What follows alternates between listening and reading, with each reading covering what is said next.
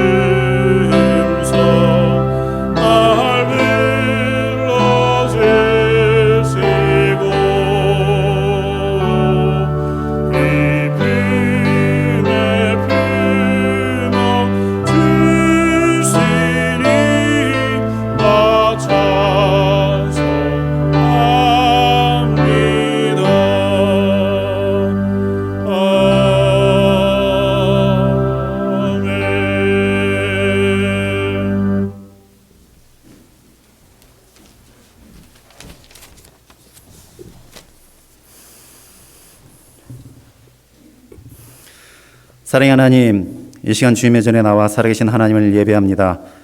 이 예배를 통하여 영광 받아 주시옵소서.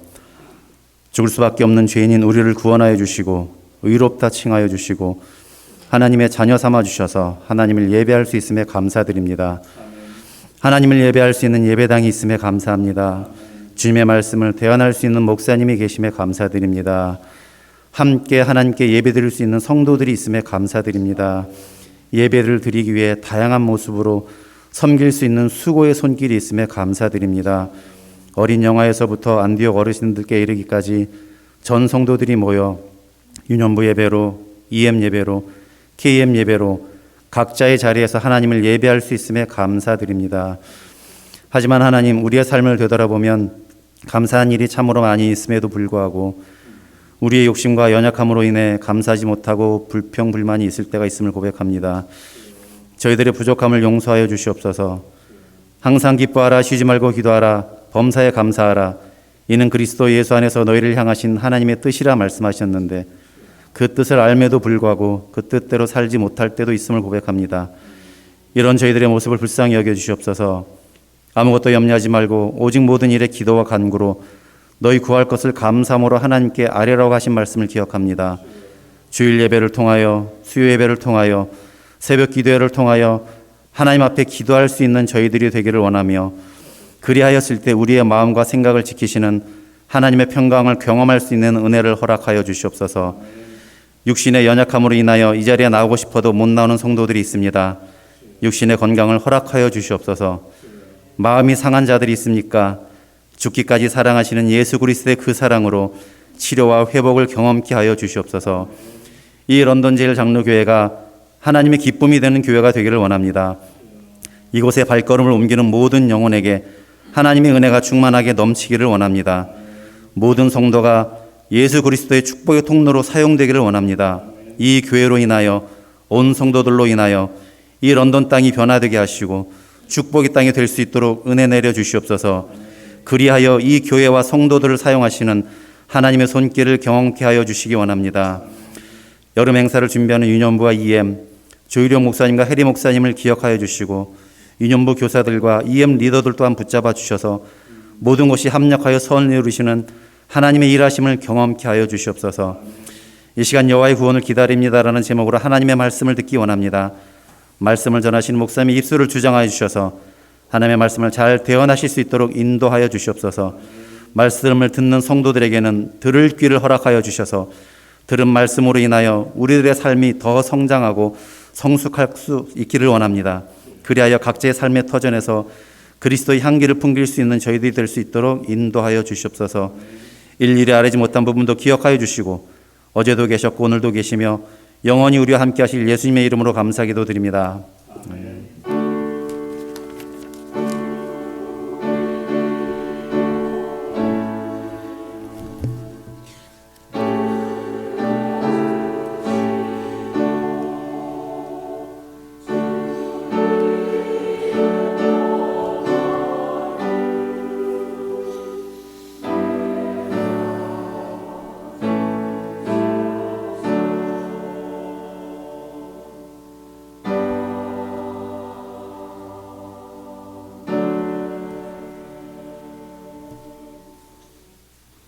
찬송가 393장을 함께 찬양하시겠습니다.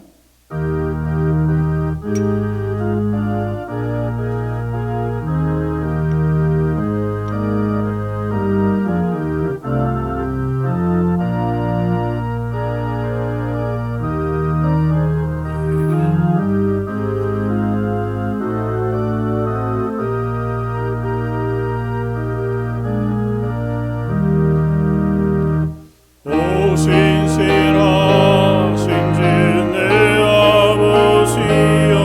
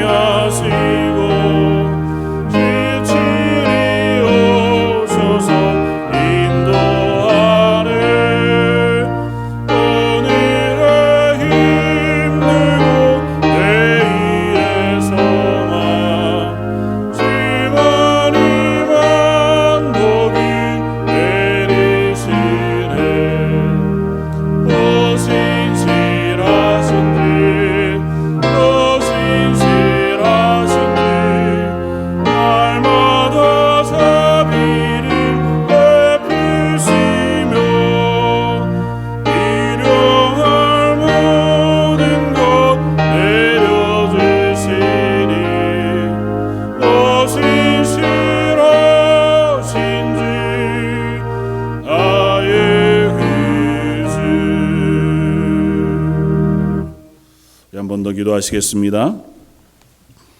우리의 찬양과 경배를 받으시기 합당하신 주님, 하나님 앞에 나와 저희의 올려드리는 찬양과 기도를 받아 주옵소서.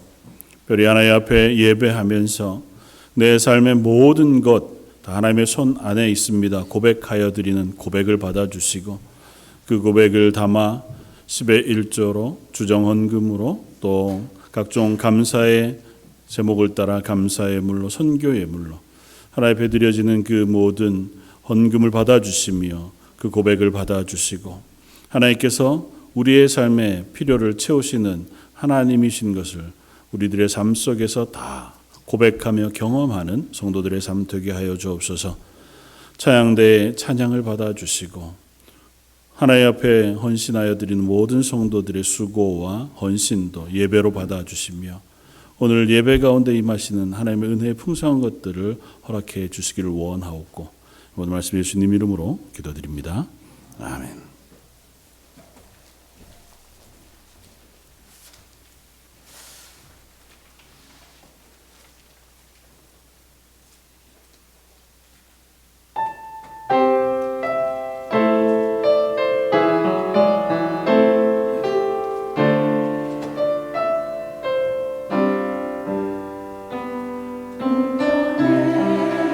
내가 섰는 아직 언니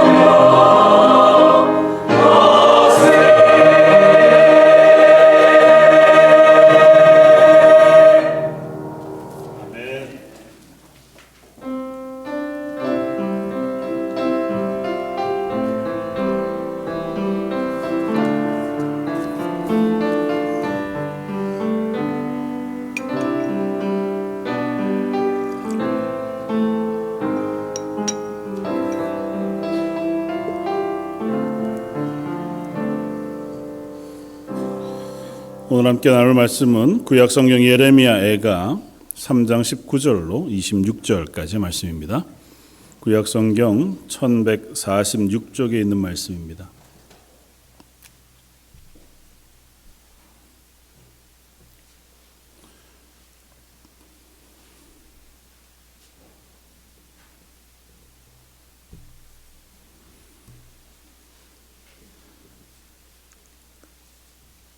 예레미야애가 3장 19절로 26절까지 차이였으면 한 목소리 같이 한번 봉독하겠습니다. 내 고초와 재난 곧 쑥과 담즙을 기억하소서.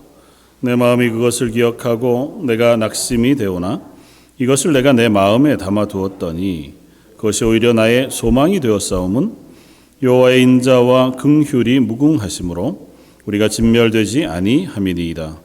이것들이 아침마다 새로우니 주의 성실하심이 크시도소이다. 내 심령에 이르기를 여호와는 나의 기업이시니 그러므로 내가 그를 바라리라 하도다. 기다리는 자들에게나 구하는 영혼들에게 여호와는 선하시도다. 사람이 여호와의 구원을 바라고 잠잠히 기다림이 좋도다. 아멘. 최근에 국제 정세가 조금 많이 변화가 있는 것 같습니다. 어떤 학자들은 아마 최근의 이 시기가 또다시 한번 국제 정세가 새로 재편되어지는 아주 특별한 변환점에 있다고 이야기하는 학자들도 있을 만큼 여러 가지 정황이 세계의 어떤 힘의 균형 혹은 질서들, 경제적인 문제들까지 포함해서 좀 이전과 다른 분위기로 새로워지는 것들을 전망하게 되는 시기이기도 한 것 같아 보입니다. 근데 문제는 학자들이나 신문 혹은 뉴스에서는 그런 얘기를 한다 하더라도 개인의 삶에서 그것들을 경험하기는 참 어렵습니다. 그냥 저희들이 사는 동안에는 뉴스만 안 들으면 어제가 오늘 같고 오늘이 내일 같은 삶을 비슷하게 살아가죠. 조금은 차이가 있죠. 조금은 차이가 있고 그런 변화를 전혀 못 느끼는 바는 아니지만 그래도 그런 큰 세계 정세의 변화, 세계 질서가 역사적인 어떤 변화가 일어난다고 해서 개인의 삶에 아주 특별한 어떤 변화나 충격이 그때그때 오지는 않습니다.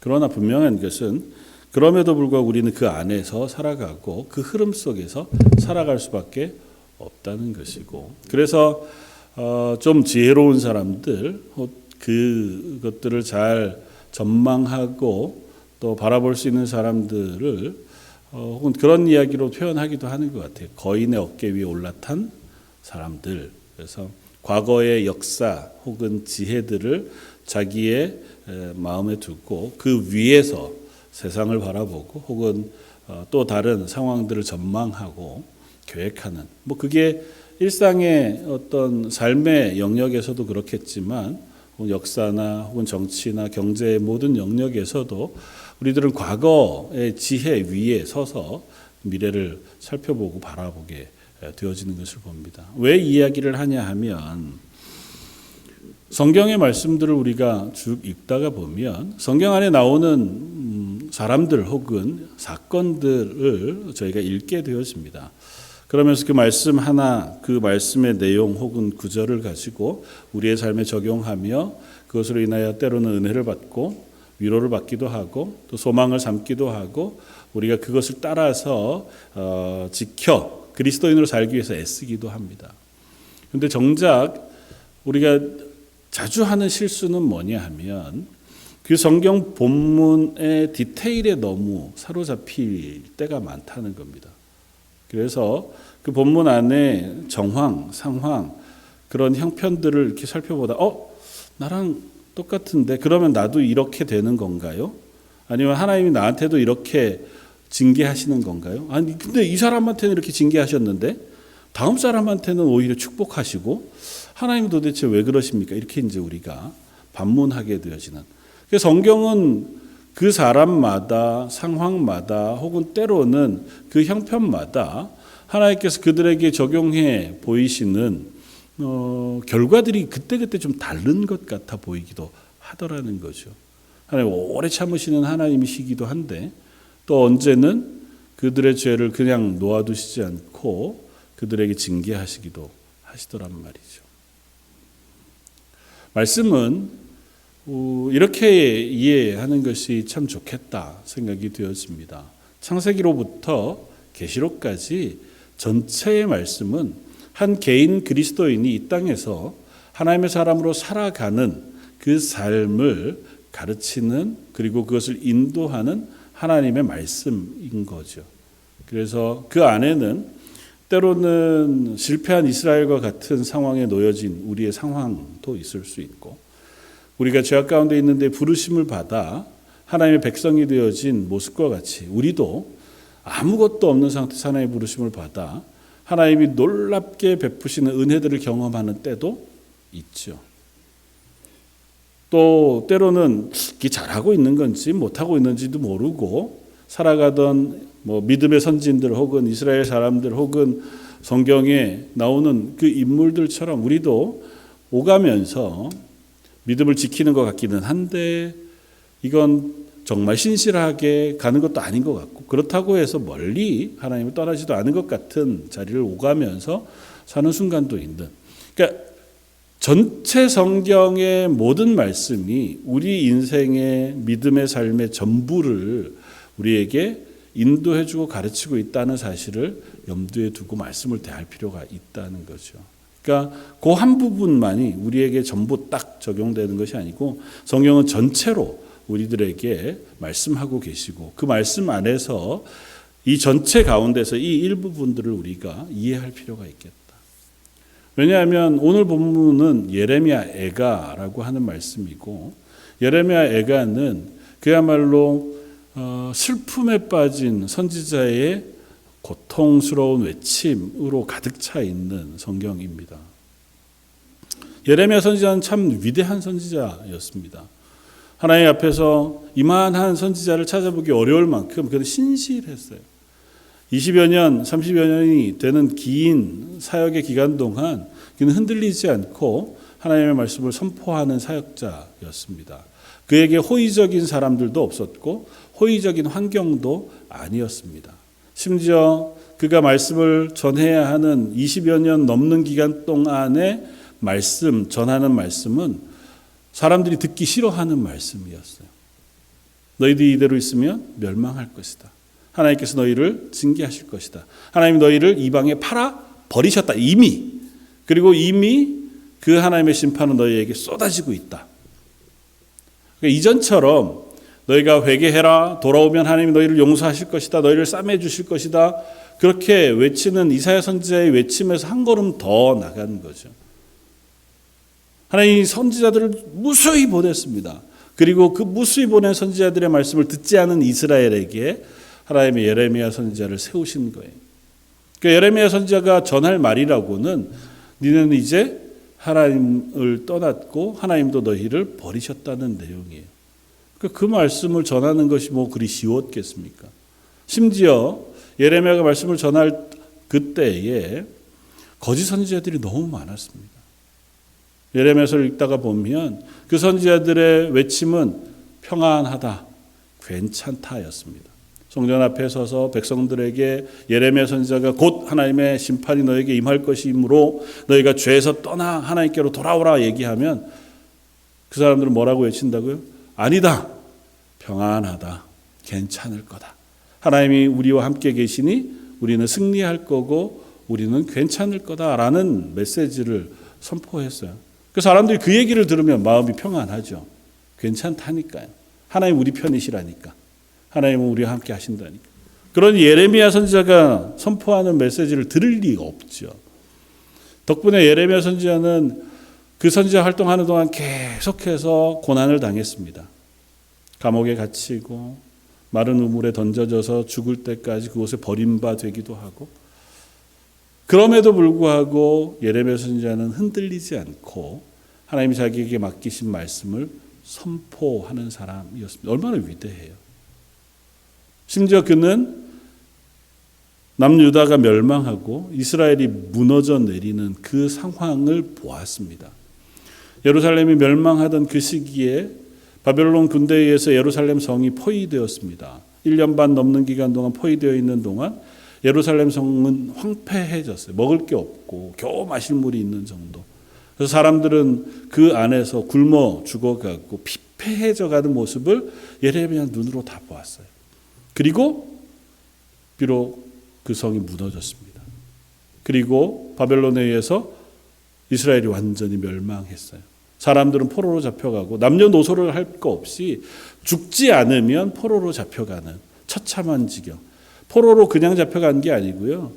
그때 당시에 포로로 잡혀가는 사람들은 걸어서 그 먼 길을 쫓아가야 해요. 묶인 채로. 그야말로 비참한 채로 포로로 잡혀가고 이제 남은 사람 얼마 남지 않은 그 상황에 쓰여진 성경이 예레미야 애가입니다. 예레미야 애가는 절망밖에는 쓸 것이 없어요. 예레미야 선지자의 별명이 눈물의 선지자라고 이야기할 만큼. 근데 특이한 것은 그 예레미야 애가를 쓰고 있는 예레미야 선지자가 아주 특별한 방식으로 예레미야 애가를 쓰고 있다는 겁니다. 혹시 이제 시편 중에서 시편 119편이 되게 특이한 성경인 것을 아십니까? 첫 번째는 성경 가운데 가장 긴 장이에요. 두 번째는 이게 시인데요. 아주 특별한 시예요. 보통 알파벳 시라고 되어져 있어서 알파벳을 따라서 시가 쓰여졌습니다. 그러니까 첫 줄은 A로 시작하고 둘째 줄은 B로 시작하는 단어를 썼어요. 그래서 그 알파벳이 반복돼 가도록 그 답관체라고 하는 시, 아주 특별하게 애를 써서 만든 시가 시편 119편이거든요. 하나님의 말씀에 대한 시예요. 근데 예레미야 애가가 그렇게 쓰여졌습니다. 예레미야 애가 1장, 2장, 3장이 알파벳 C로 쓰여졌어요. 그러니까 애를 써서 주의 깊게 정교하게 썼어요. 특별히 예레미야 애가 3장은 그것을 3번 반복합니다.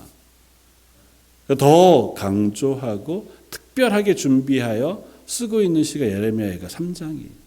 그리고 예레미야 애가 3장은 앞장과 다르게 1인칭으로 시를 쓰고 있어요. 그러니까 기도하고 고백하고 또 찬양하고 있어요. 다 나라고 하는 1인칭 주어를 씁니다. 그러니까 이스라엘 전체를 객관적으로 바라보면서 하나님이 이스라엘의 하나님이신데 어떻게 우리를 버리셨습니까? 뭐 이렇게 객관적으로 얘기하지 않고 내 삶을, 내 절망을 하나님 앞에 토로합니다.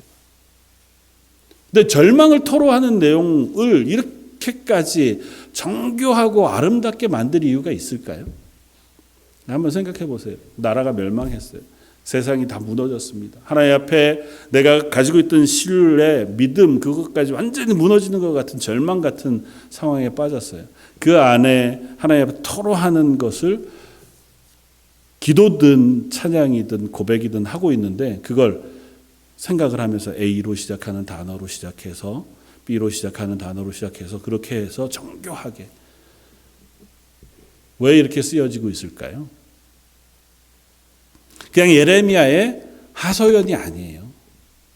이 말씀을 통해서 하나님은 이후에 오는 그리스도인들에게 이와 같은 상황에 놓여진 예레미야의 고백을 듣게 하시기를 원하시는 거예요. 우리가 그럼 이 말씀을 듣고 이 안에서 하나님의 사람으로 살아가는 길, 그리고 하나님의 사람으로 생각하고 서는 방식을 가르치고자 하심이에요. 그러니까 오늘 예레미야 애가 3장은 그냥 절망의 이야기 혹은 그 안에 있는 선지자의 고백으로만 읽을 것이 아니라 그 가운데 선지자가 하는 고백을 우리가 나에게 적용하면서 하나님 이 고백처럼 저희도 같은 노래, 같은 찬양을 부르는 사람 되게 해 주십시오. 그래서 오늘 우리가 설교 제목처럼 여호와의 구원을 기다립니다. 오늘 본문 마지막 26절 사람이 여호와의 구원을 바라고 잠잠히 기다림이 좋도다고 하는 그 고백이 저 여러분들에게도 같은 고백으로 올려지는 고백이었으면 좋겠습니다. 하나님, 제가 하나님을 바라보고 하나님의 은혜를 구하는 것이 제게 너무 좋습니다. 그 하나님을 의지하여 이 땅을 살아가는 것이 제게 너무너무 큰 은혜가 됩니다 하는 고백이 저 여러분들의 고백이 되시기를 주님의 이름으로 축원을 드립니다. 사실은 예레미야가 3장은 읽다가 보면 절망 속에 있는 예레미야의 모습을 볼 수 있습니다.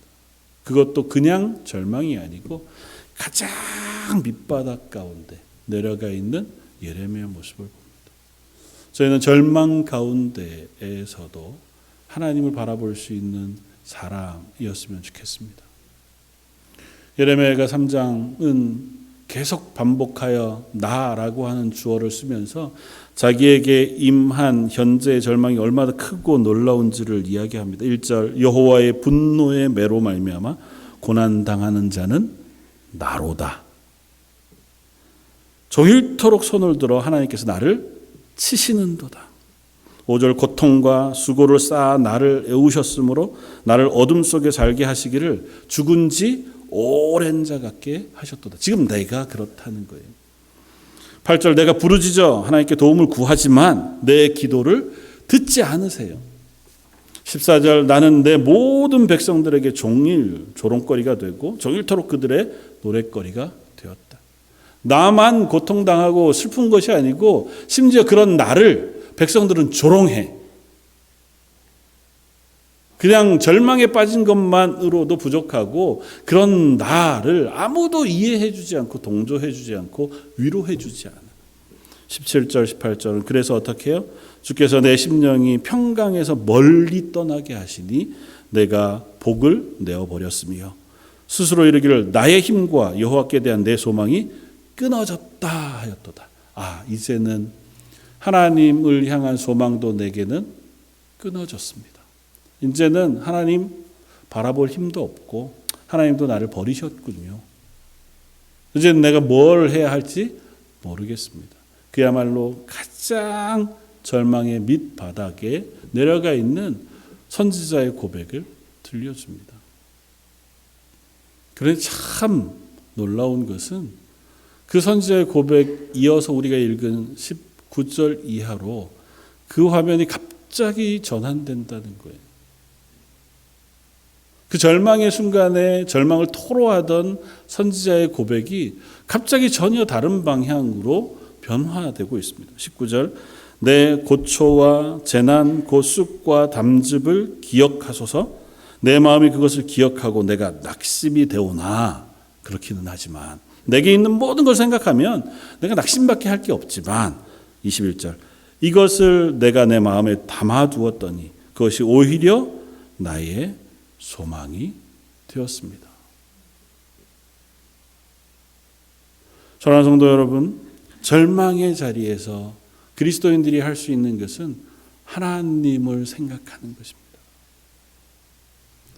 너무 어렵습니다. 그렇더라도 한번 지금 예레미야의 고백은 예레미야 한 개인의 고백에서 끝나지 않아요. 이 고백을 하나님 우리에게 들려주시기를 원하세요. 예레미야의 절망은 예레미야의 절망으로 끝나지 않습니다. 예레미야의 절망은 이스라엘의 절망이에요. 이스라엘의 절망은 그리스도인의 절망입니다. 지금 예레미야는 믿음의 사람이에요. 그는 하나님의 일을 하다가 절망 가운데 빠졌어요. 그러나 이스라엘은 하나님을 떠났기 때문에 절망 가운데 빠졌어요. 그들은 하나님을 믿지 않았고 하나님을 신뢰하지 않았습니다. 범죄해서 하나님이 그를 버리신 것과 같은 자리, 그 절망의 자리에 있어요. 저 여러분들도 그 둘 사이에 어딘가에 있겠죠. 우리가 믿음을 지키다가 절망에 빠질 수도 있고 믿음을 놓쳐버렸기에 내 욕심을 따라서 내 죄 때문에 혹은 낙심할 만한 지경, 절망할 만한 지경에 빠질 수도 있죠. 똑같습니다. 그 어느 곳에 있든지 어떤 상황에 있든지 하나님은 우리에게 말씀하십니다. 그곳에서 너희 스스로를 보지 말고 너희가 빠진 환경을 바라보지 말고 예레미야처럼 그 자리에서 나를 바라보아라. 하나님은 우리의 절망의 자리에 함께 계십니다. 한번 함께 따라해 보겠습니다. 하나님은 내 절망의 자리에도 임마누엘로 동행하십니다. 우리 이 사실을 알아야 합니다. 예레미야가 지금 절망의 자리에 있잖아요. 말할 수 없는 고통을 호소합니다. 상황이 하나도 안 변했어요. 그런데 뭐가 바뀌었습니까? 그 절망의 자리에서 자기의 시선이 하나님을 보았어요. 하나님이 나를 떠나셨군요. 나를 버리셨군요. 나를 왜 여기다 두셨습니까? 난 이제는 아무 소망이 없습니다.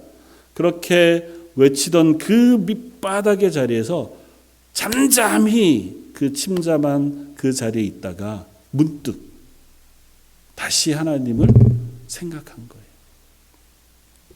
철로역정이란 존 버년의 글을 우리가 압니다. 거기에 보면 크리스찬이라고 하는 그리스도인이 장차 망할 성, 도성을 떠나서 하나님의 나라, 천성을 향해 걸어가는 여행 이야기를 소설로 썼어요. 우리가 언제 한번 그것을 함께 나눌 일이 있으면 좋은데요. 성경 말씀만큼이나 참 가치 있게 잘 쓰여진 이야기라고 우리가 듣습니다. 어린이 철로 역정 같은 게 정말 이야기처럼 쓰여지기도 했잖아요. 아주 쉽게 그리스도인이 살며 만나게 되어질, 그리고 하나님의 나라를 가는 동안 우리가 고백해야 될 것들을 잘 써놓았어요. 가다가 그의 동행이 생겼습니다. 소망이라고 하는 이름하는 동행이 생겼고, 그 둘이 함께 하나님의 나라를 향해서, 천성을 향해서 열심히 길을 걷다가 보니까 길이 너무 힘들어요. 가는 길이 그냥 왜 이렇게 지치고 힘들 만한 길만 있는지요? 그래서 좀 편한 길을 찾고 좀 좋은 길을 찾아가고 싶은데 마침 샛길이 하나 나왔어요. 보니까 길이 좋아요. 절로 가면 좀 더 빨리 가고 잘 갈 수 있을 것 같아요. 그리로 들어갔어요. 잘 가다 보니까 한참 내리막길을 내려가는데 결국 도달한 데 보니까 쉬운 곳이 아니었습니다. 상세한 얘기가 있지만 도달한 곳은 절망의 성이었어요. 그래서 절망이라고 하는 거인을 만나서 거기에 붙잡혀서 감옥에 갇히게 됩니다. 몇 날 며칠을 매맞고 고통을 당하다가 결국은 절망이라는 사람이, 거인이 내일이면 죽게 될 것이다. 이제 내일이면 갈기갈기 너희들을 찢어서 죽일 것이다. 완전한 절망 속에 그날 저녁을 지납니다. 이제는 더 이상 소망이 없는 거죠. 빠져나갈 힘도 없고 몸은 만신창이가 됐고 저 거인을 이길 힘도 없는 거죠. 이 막혀진 문을 열 수 있는 방법도 없는 것 같아 보였습니다. 그러다가 문득 이 크리스찬이 마음에 기억해냅니다. 하나님이 내가 이 길을 떠날 때 주셨던 언약의 열쇠라고 하는 것이 내게 있다고 하는 사실을 깨달았어요. 그리스도인이 구원받아 하나님의 나라를 향해 걸어가는 삶의 여정 속에 하나님은 하나의 약속을 주십니다. 내가 너와 영원히 함께 할 것이다. 하나님이 우리를 향하신 구원은 결코 포기하지 않으실 거라고 하는 언약을 우리에게 해주시잖아요. 그 언약의 열쇠가 자기에 있는 것을 기억했습니다. 그리고는 소망을 깨워요. 그리고 같이 일어나서 우리 이 열쇠를 가지고 한번 문을 열어보자. 조심히 열어보니 그 감옥 문이 열려요. 나가서 성문을 열어보니 그 성문도 열렸습니다. 해가 밝기 전에 그 두 사람이 거기를 얼른 도망쳐 나와 그곳에서 이겨냅니다. 그리스도인이 이 땅을 살아가는 동안 절망에 빠질 수 있습니다. 그 절망은 거인과 같아서요, 우리를 다시 일어날 수 없을 만한 지경에 몰고 가기도 합니다. 그게 각자 다르겠죠. 상황이 주는 절망일 수도 있고요. 혹은 우리 삶 속에, 내 마음 속에 일어나는 절망일 수도 있습니다.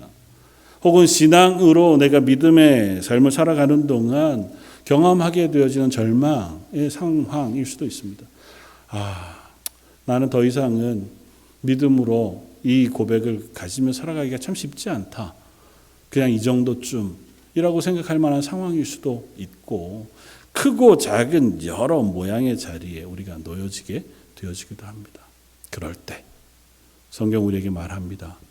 그 자리에 멈추어 서서 너희와 너희를 구원하신 하나님을 기억하라는 것입니다. 성경은 그런 이야기로 가득 차 있습니다. 요즘 새벽에 말씀을 나누는 건 창세기 말씀인데요. 야곱의 이야기를 우리가 나누고 있습니다. 야곱이 아버지를 속이고 형 에서의 살기등등한 위협을 피해서 한 번도 가보지 않은 외삼촌 라반의 집을 향해 길을 떠납니다. 야반도주 하듯이 떠나 한밤중에 돌베개를 하고 자리에 누웠습니다. 하나님 그곳에 찾아오셔서 야곱에게 말씀하십니다. 뭐라고 말씀하세요? 창세기 28장 15절 내가 너와 함께 있어 내가 어디로 가든지 너를 지키며 너를 이끌어 이 땅으로 돌아오게 할지라 내가 내게 허락한 것을 다 이루기까지 너를 떠나지 아니하리라 하신지라. 야곱이 왜요? 하나님 왜 야곱에게 이 약속을 하십니까? 야곱이 사랑스러워서, 야곱이 하나님의 말씀을 너무 잘 들어서, 하나님 앞에 너무 신실한 사람이어서? 아니요. 야곱은 사기꾼이잖아요. 아버지한테 사기치고 형을 속인 사람입니다. 물론 하나님의 축복을 받고 싶다고 하는 욕심 때문이었다고 아무리 감싼다고 해도 결국은 자기의 욕심대로 산 사람이에요. 그리고 도망하는 중입니다. 하나님이 그를 찾아와 주셔서 이 약속을 하실 이유가 없는 사람이에요. 그러나 하나님 찾아오십니다. 왜요? 아브라함의 하나님, 이삭의 하나님이 그 언약을 야곱에게 주셨기 때문에 그래요. 그의 어머니의 태중에서 야곱과 에서가 아무것도 하지 않은 그 순간 하나님은 야곱을 언약의 백성으로 택하셨어요. 그 하나님의 은혜죠. 그 야곱이 자기 마음대로 살다가 실패해서 도망가요. 그 도망가는 자리에 하나님 찾아오셔요. 그리고 내가 너와 함께 있을 것이라고 말씀하십니다. 야곱에게만 그러하십니까? 성경에 나오는 이스라엘에게도 동일하게 하나님 말씀하십니다. 그리고 그들에게도 같은 말씀을 들려주세요. 미가 선지자를 통해서 하나님이 이렇게 말씀하십니다. 패역하고 부패한 이스라엘, 그 가운데 선지자 활동하던 미가에게 미가서 7장 8절 나의 대적이여 나로 말미암아 기뻐하지 말지어다. 나는 엎드러질지라도 일어날 것이요 어두운 데 앉을지라도 여호와께서 나의 빛이 되실 것이미로다. 내가 여호와께 범죄하였으니 미가의 고백은 내가 잘나서 하나님이 나를 지키시겠다는 게 아니에요. 내가 여호와께 범죄하였으니 그의 진노를 당하려니와 마침내 주께서 나를 위하여 논쟁하시고 심판하시며 주께서 나를 인도하사 광명에 이르게 하시리니 내가 그의 공의를 버리로다. 내가 실패해 밑바닥에 빠졌을지라도 원수들아 나를 보고 놀리지 마라. 나는 범죄한 것 때문에 심판을 당하기는 하지만 하나님이 그런 나를 찾아오셔서 나를 바로 세워주실 것이라고 말씀합니다. 이것이 성경이 이야기하는 저 여러분들을 향하신 하나님의 마음이에요. 내가 잘할 때가 아니라 내가 실패할 때에도 하나님은 결코 우리를 떠나신 적이 없으시다고 말씀하세요. 가끔 우리가 오해합니다. 제가 수요일날 출애굽기 말씀을 나누고 있는데 출애굽기에 이스라엘 백성들이 애굽에서 고난을 당합니다. 사사기에서는 그들이 가나안 땅에서 고난을 당하지요. 그때마다 그들이 고난당할 때 하나님께 부르짖습니다. 하나님이 그들에게 응답하세요. 이렇게 표현합니다. 하나님이 그들의 고통 소리를 들으시고 하나님이 아브라함과 이삭과 야곱에게 세운 그의 언약을 기억하사 하나님이 이스라엘 자손을 돌보셨고 하나님이 그들을 기억하셨더라. 그래서 우린 착각합니다. 하나님이 막 자기들끼리 사는 이스라엘을 잊어버리셨다가 그 하나님 앞에 울부짖으며 기도하니까 하나님이 그것을 기억하셔서 이스라엘에게 구원을 베푸셨구나. 아니요, 그렇지 않습니다. 표현이 그래요. 성경의 표현이 다만 하나님이 기억하셨다라고 표현할 뿐이에요. 하나님이 기억하셨다, 권념하셨다는 건 잊어버렸다가 다시 생각하셨다는 게 아니에요. 늘 그 마음에 두고 계셨던 거예요. 이사야서 49장 15절 여인이 어찌 그 젖먹는 자식을 잊겠으며 자기 태에서 난 아들을 긍휼히 여기지 않겠느냐. 그들은 혹시 잊을지라도 나는 너를 잊지 아니할 것이라. 이게 하나님의 마음이잖아요. 하나님 우리를 잊지 않으신다고요. 내가 연약할 때, 내가 실패할 때, 내가 낙심할 때, 기뻐할 때, 혹은 범죄하여 절망할 때조차도 하나님 우리를 떠나시지 않으세요. 부활하신 예수님께서 제자들을 찾아오셨습니다. 의심하는 도마를 향해 말씀하십니다. 도마에게 이르시되 내 손가락을 이리 내밀어 내 손을 보고 내 손을 내밀어 내 옆구리에 넣어보라. 그리하여 믿음 없는 자가 되지 말고 믿는 자가 되라. 도마도 믿음의 자리에 세우기를 원하세요. 그건 선택사항이 아니에요. 하나님께서 부르셨으니 끝까지 데리고 가실 거예요. 베드로도 마찬가지입니다. 예수님을 부인하고 낙심해 있는 베드로를 끝까지 회복시키시고 맨 마지막 하시는 말씀이 너는 나를 따르라예요. 부활하신 예수님께서 베드로를 만나셔서 제일 마지막 하신 말씀이 너는 나를 따르라예요. 저 여러분들에게도 동일한 말씀을 하십니다. 우리가 낙심할 때 혹은 우리가 실패할 때 우리가 하나님의 말씀에 불순종하여 범죄할 때도 있습니다. 그러나 그때에도 하나님 우리를 떠나시지 아니하세요. 임마누엘이신 하나님께서 우리와 동행하신다고 말씀하세요. 우리가 하나님의 구원받은 백성인 이상 하나님 우리를 떠나시지 않으십니다. 그러므로 오늘 예레미야서를 통해서 하나님 말씀하시는 그것입니다. 너희가 낙심하느냐? 너희의 상황 때문에, 환경 때문에, 혹은 너희의 범죄와 욕심, 실패 때문에 절망 가운데 있든 그렇다면 잠잠히 그 자리에 머물러 있다가 그 자리에서 임마누엘 되신 하나님을 기억하고 그 하나님을 바라보아라. 그러면 어떻게 해요? 비로소 우리는 소망을 누릴 수 있습니다. 오늘 본문은 그것을 우리에게 이렇게 이야기합니다. 이것을 내가 내 마음에 담아두었더니 그것이 오히려 나의 소망이 되었사옴은 여호와의 인자와 긍휼이 무궁하시기 때문입니다.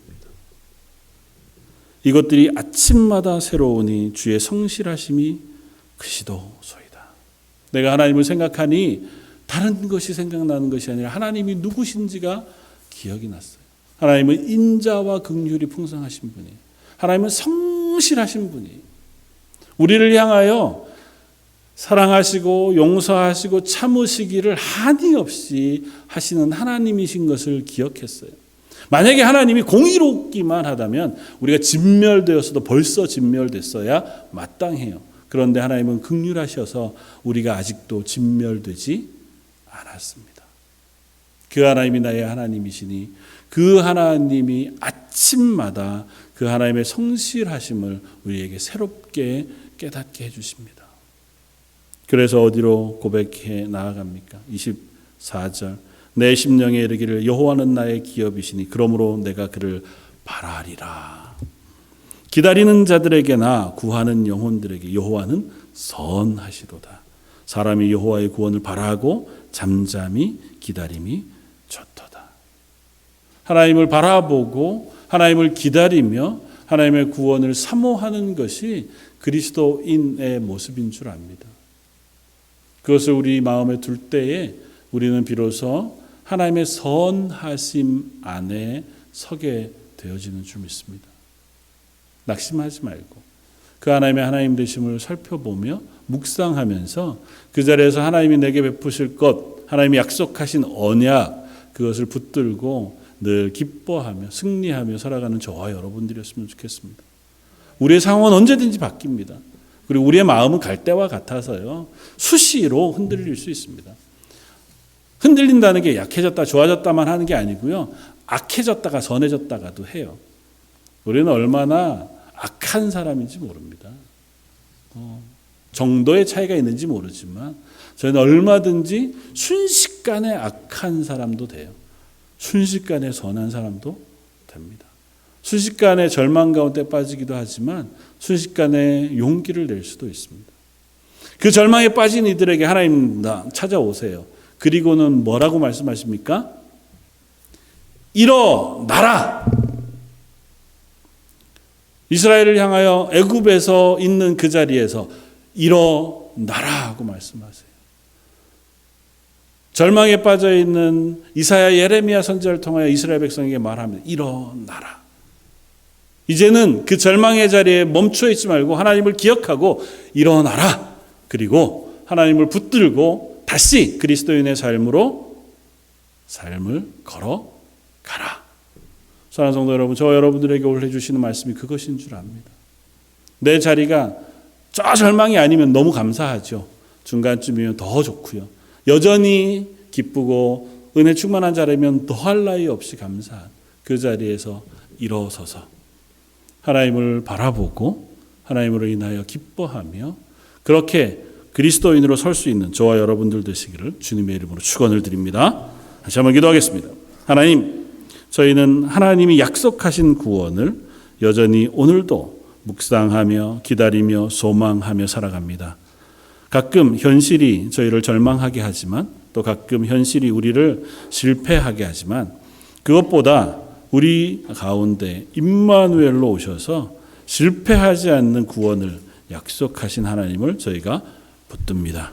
저희 런던 제일장로교 모든 성도들이 그 하나님으로 인하여 기뻐하며 평안하며 승리하는 하루하루가 되게 하여 주옵소서. 오늘 말씀 예수님 이름으로 기도드립니다. 아멘. 찬송가 432장을 함께 찬양하시겠습니다.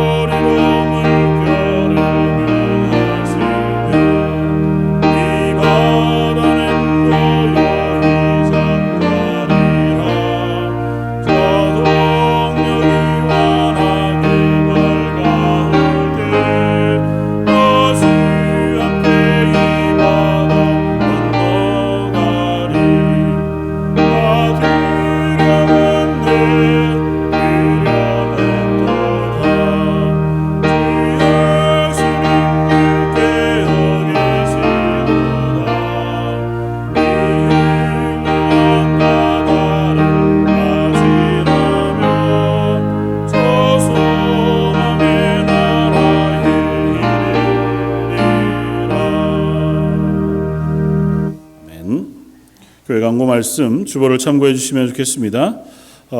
여름 행사들 위해서 기도해 주십시오. 주일학교 여름 성경학교가 8월 첫 주 금토 주일에 있고요.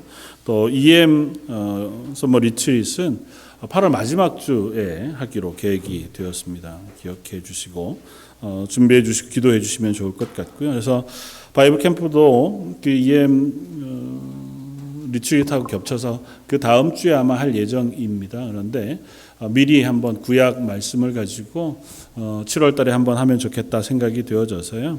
7월 29일 금요일에 바이블 캠프와 연합 기도회를 한번 하려고 합니다. 뭐 다른 건 아니고요.